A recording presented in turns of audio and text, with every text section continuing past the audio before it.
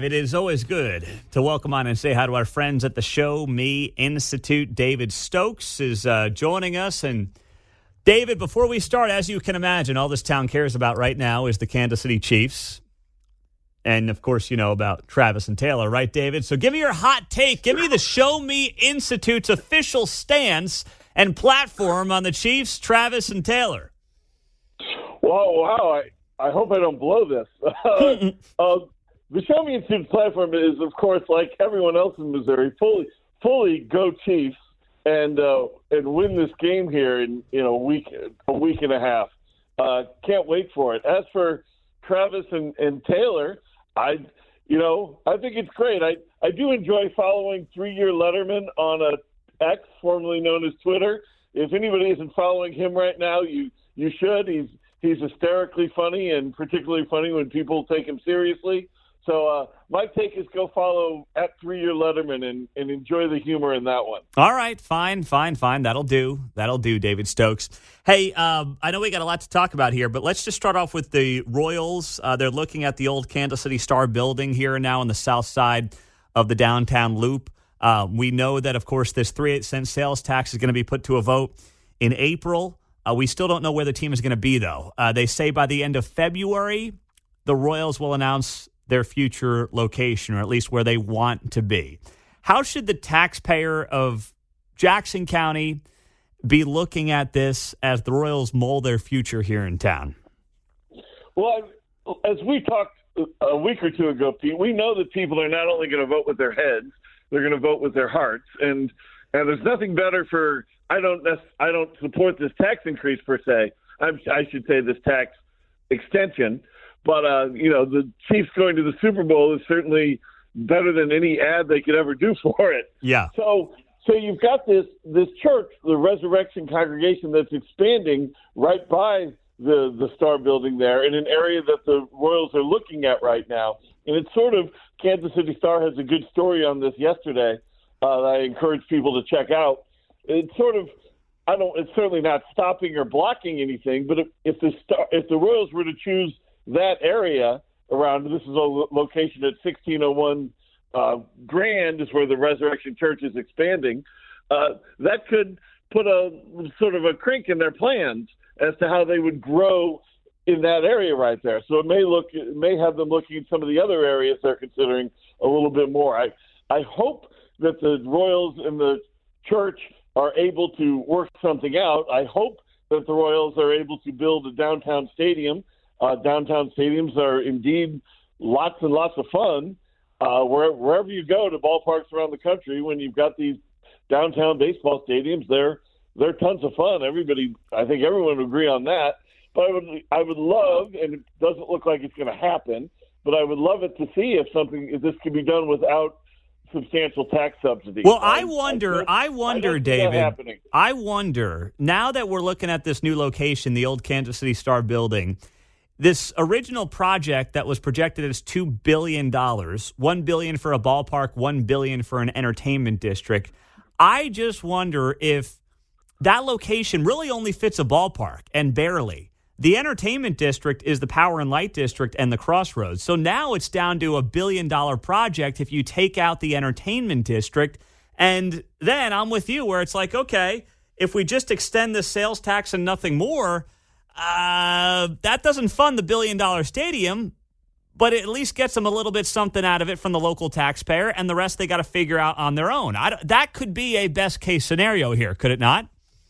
It could be, because what it could be, especially if they don't then do their own entertainment district to compete with the Power and Light district and the like, well, that could save taxpayer money, and that could be a very good thing. And I realize the Power and Light district had taxpayer funds. I get that, but what you saw in downtown St. Louis with the Ballpark Village Cardinals thing that I think the Royals want to probably not imitate per se, but at least follow a lead on, it's very popular, the Ballpark Village area right across from the stadium, but it was heavily taxpayer subsidized. And the worst thing about it was that it proceeded to be so popular, it put out of business a lot of previous bars and restaurants that served Cardinals fans and that were paying full taxes, that weren't subsidized. So for all these arguments about how Ballpark Village was going to pay for itself with the subsidies, which are false on their own, but leave that aside. They drove out of business the competition that wasn't subsidized. Mm-hmm. So you'd hate to see the Royals do a new entertainment district in a real tight area like this, with the entertainment district being, heavily subsidized, and there'd probably be in the future additional tips or whatever for that if it happens. And then you could see the other areas around Ballpark, or not around Ballpark Village, but around the new entertainment district downtown suffering because of it. So you don't really win in the end in growing the economy. No, you don't. As much as the Cardinals will say they're growing the economy in downtown St. Louis, I really don't think they are. It's largely the same as what it was before the new stadium, and I'm sure there's been some growth to it, but nothing near what was always promised, because they never take into consideration the businesses that were there, which failed because they can't compete with the new subsidized stuff. All right, David Stokes, Show Me Institute. Take me through this. Missouri and Kansas lawmakers are expressing concerns about a proposed partnership between the University of Kansas Health System and Liberty Hospital. What's the backstory here, and why should everyday residents who are going to hospitals for whatever reasons care about this? Well, this is important. So there's this hospital in Liberty, and it's operated by a public hospital district. So it's one of the special taxing districts that we talk about frequently on your show. And they were looking for somebody to take them over. And the University of Kansas Health System stepped up. And I think this is wonderful. This is the University of Kansas Health System is rated by U.S. News and World Report, that does all these ranking systems, as the number one health system in Kansas. And I think it would be great if they expanded their footprint in Missouri to merge with or take over this hospital in Liberty and help serving more Missouri residents. But a bill was introduced by a state Senate opponent of this to require a public vote in instances like this. And while certainly public votes are not automatically a bad thing, this bill is highly, highly specific, and I think improperly so. It doesn't say that a private hospital that takes over a district hospital needs a public vote. It doesn't say that a Missouri government agency that takes it over needs a vote. It just says a Kansas or an out-of-state health system based with a university from another state that takes over a Missouri hospital district system, that requires a public vote. And I think this is very, very improper. And I don't know if the anti-KU heart, speaking of hearts versus heads, if the anti-KU heart got the best of this, the senator who introduced it. But who introduced it? Senator Razor introduced it. Out of Kansas City. Out of Kansas City. And I was in Kansas City yesterday to testify against this bill. Unfortunately, due to the chaos in the state Senate the night before, they went so late that they had to cancel all their committee meetings.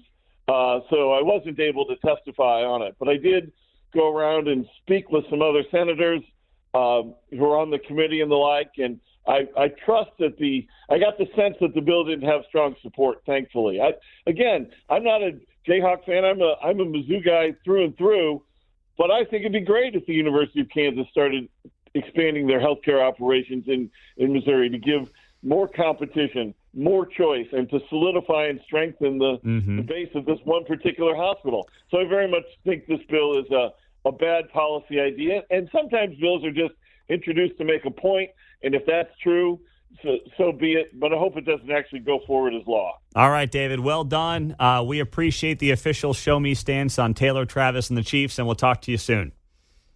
Always enjoy it. Go Chiefs. It's going to be great fun, and I think next week is going to be even crazier. I can tell you that all people were really talking about in Jefferson City yesterday was the Chiefs. So it's not just Kansas City. It's a lot of the rest of Missouri, too. Good deal. David Stokes on KCMO.